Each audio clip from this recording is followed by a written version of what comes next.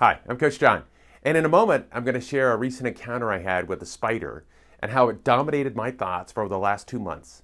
And I'm going to use this story to share a framework for making better decisions in your business and your life.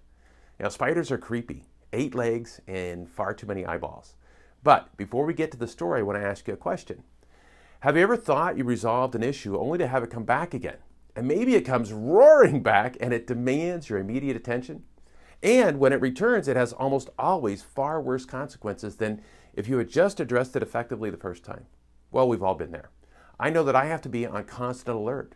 And I might tell my clients that they have to be ever vigilant for this because today there are so many distractions that can steal away focus from the most important activities.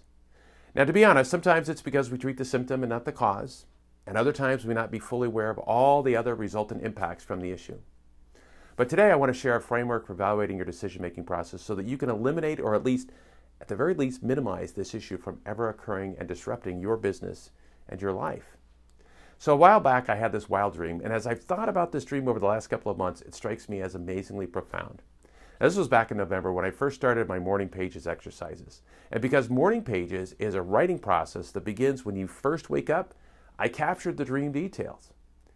And this dream has been dominating my thoughts for 2 months now. Now, I dreamed that a spider bit my wife. And because I didn't know if it was poisonous, I captured it so that I could research the type of spider, or maybe even take it to the doctor to see if it was poisonous. But I didn't take care of it right away. I put it in a baggie and I put it in my back pocket for safekeeping. I'll get to it later. Now, this is the same pocket that I typically keep my cell phone. And a little while later, I pull out my phone to make a call, and I see the spider. It's crawling around inside my phone. Now, how it got there, I have no idea, but it's loose and it scares the crap out of me, and I drop my phone. And this causes the spider to crawl out of the phone, out onto the white carpet. And now it's loose, and I don't want it to get away, and I want to kill it before it can bite someone else. So I step on it. But it's a really hard-shelled spider, sort of like a tick. And my shoe just presses it down into the carpet. And when I remove my foot, the spider just starts crawling away. So then I stomp on it with the heel of my shoe. But the same thing happens. When I lift my foot, the spider just begins to crawl away. So I grab a nearby broom and I turn it upside down and I press the top handle onto the back of the spider and I push down with everything I got. And I twist the broom and I'm rotating it back and forth and I'm pushing down as hard as I can, and eventually it breaks through the hard body shell and it crushes the spider. And it also makes a mess all over my white carpet. I can see spider guts and blood and tiny shreds of the spider shell spiraling out from the crushed center on my white carpet. And the spider's crushed, and at this point, I know the spider won't bite anyone else. And I wake up. And as I'm capturing the story in my morning pages routine, I'm wondering, what the heck does all that mean? And for 2 months, I've been asking myself this question. So here's my first take. The spider represents a problem. Not just any old problem, but a big problem. It might be poisonous. I didn't ask the spider to show up, it just did. I didn't create the problem, it just happened. Just like all sorts of other problems happen in life, they just occur. We don't have a choice. I didn't have a choice. We don't get to decide when problems show up, we only get to choose our response. And this problem attacked someone I loved.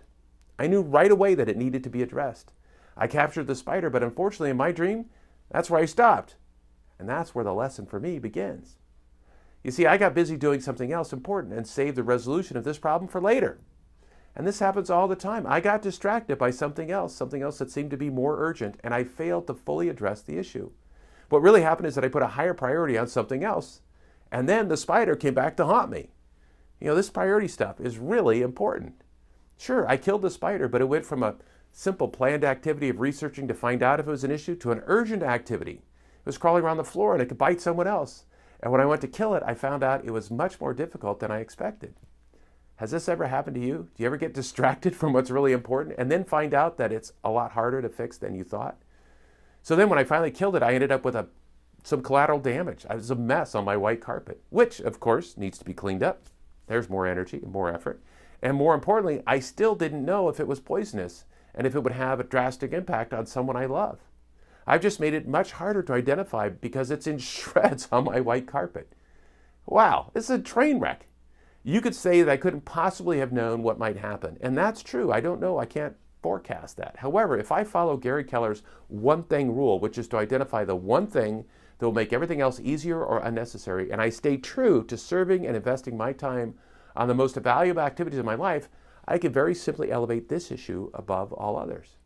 If I recognize that this is where my focus needs to be right now, right away, I can address the issue head on and solve the problem one time without any collateral damage.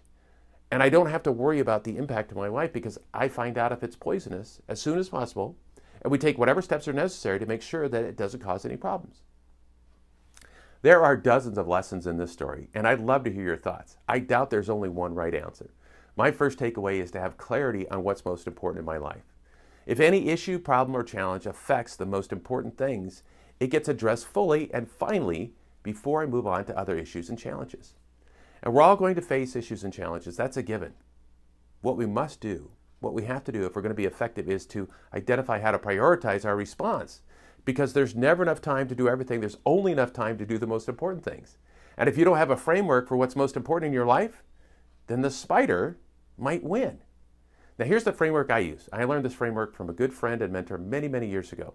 So number 1 at the top of the list is God. Number 2 is country. Number 3 is family. And number 4 is work. That's the order I work in. And even though I know this framework and I own it with all my heart, I need to continually check back in to validate my decision-making process. So I'd love to hear from you. What's your framework for your life's priorities? What other lessons do you take from killing spiders? Having a framework for making better decisions in your life or business is the right move. In chess, when you make the right moves, you win the game. In business, when you make the right move, winning gets a lot easier. Cheers to your success.